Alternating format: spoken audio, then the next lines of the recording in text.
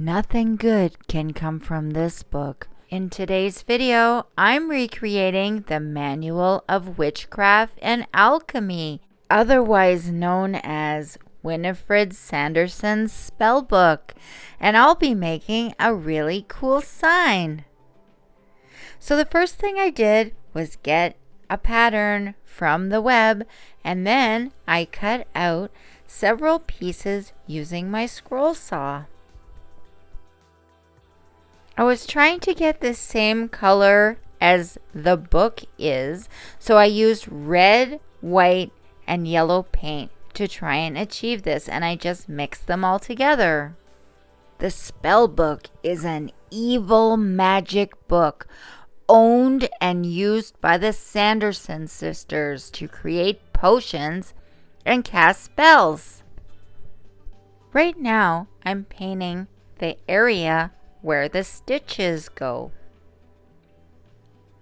And now I took some black paint to cover the middle part of the stitches area. So I'm just going all around with the black paint.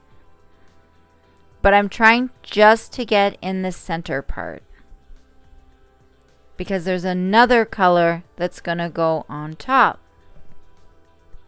After I painted all of the inside where the orange was, I took some white and yellow paint and mixed them together to create the actual stitching. And I used a clothespin. I broke one apart, and I'm just using the small side to make straight lines, and it worked out really well. Much better than I could have done with a paintbrush.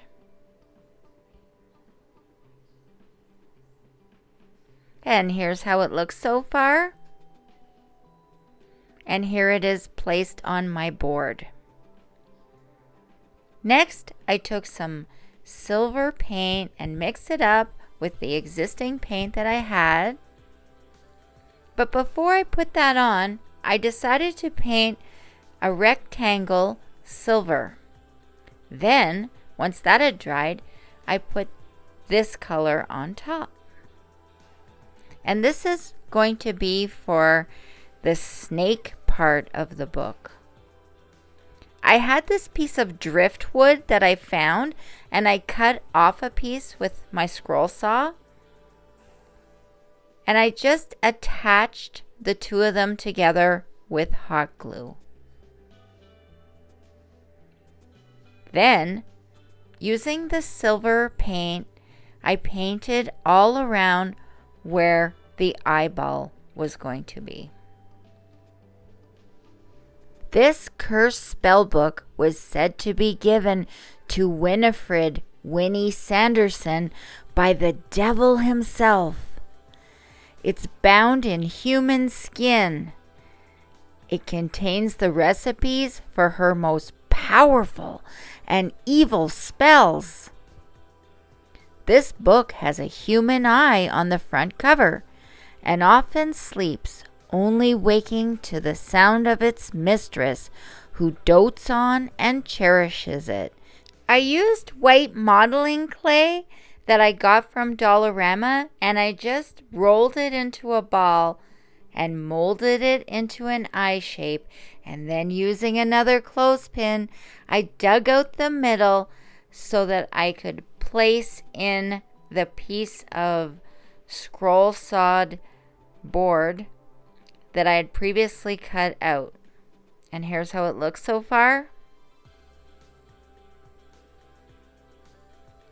Then I decided to use burnt umber Deco art paint, and I just painted all around the eyeball. And then I put that aside. I took some Waverly antique wax to the board, and I decided to use it to try and make some kind of texture on the piece, because it's supposed to be skin actually all around the stitching. So I did go in a lot of places with the Waverly just to try and achieve this look. And then I added some silver paint on top of that just to put in some more streaks and make it look lifted and bumpy. And I also put 2 sections on either corner because that's where the snakes go. Next, I decided to tackle the eye once it had dried a bit, and I squished it down to fit in the center. And I added some hot glue and placed it in.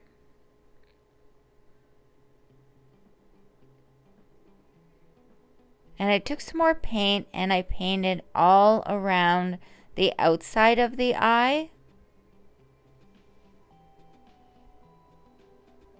And I removed the paper from the inside of the eye, and then I painted that. And I just looked online to make sure that I got the eye looking right. It did take white paint. I put some green, some black, silver, and I was really trying hard to get it to look like the eye. The spell book is alive and on some level intelligent.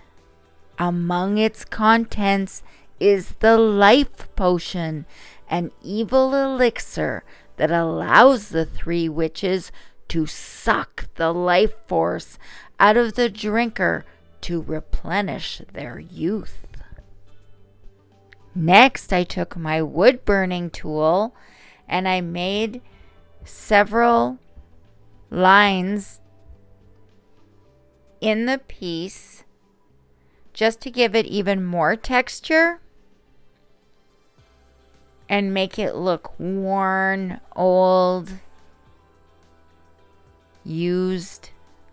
I also used it to make the snake's eyes.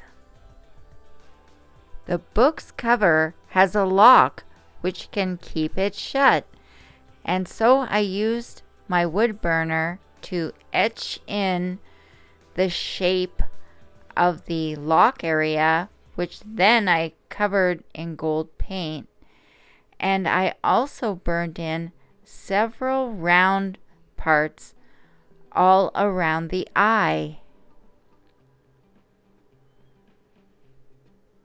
This ancient spell book contains a number of miracles of witchcraft, including spells that curses a victim with immortality, transforms victims into cats, raises the dead, and also the excruciating punishments, which include amnesia, boils, and blisters.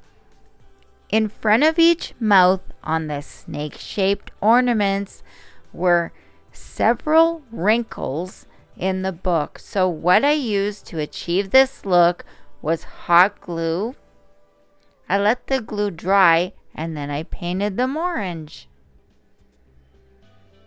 Using my scroll saw, I had cut out the words Hocus Pocus and I placed them at the bottom of the cover with hot glue.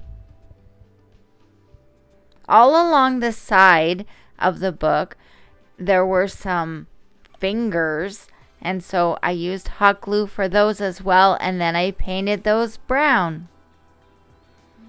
Then I painted the Hocus Pocus words in the light gray paint, using brown paint in the middle of the 2 O's for the Hocus Pocus.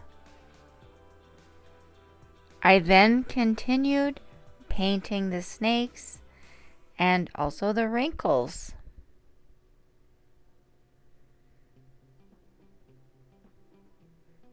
This video is in collaboration with the Hocus Pocus 2 Open Playlist, hosted by Annie over at Crafting at Indiana Jones. Make sure you check out her link in the description box and also the playlist. My ancient spell book sign decor was turning out really great, especially after I added all of the gold in the middle. But I decided to cover it up with cinnamon brown paint. And what I did was I just dry brushed it on so you could still see the gold underneath and all of the etchings from the pyrography pen. And once I did that, it looked even more like skin. The book was last seen in the witch's cottage, opening its eye, and remained there. The eye on the book's cover opens, indicating the book is still alive. If you want to see a video on how I created this beautiful candelabra made from wood and looks like books, click on the next video. Ha ha!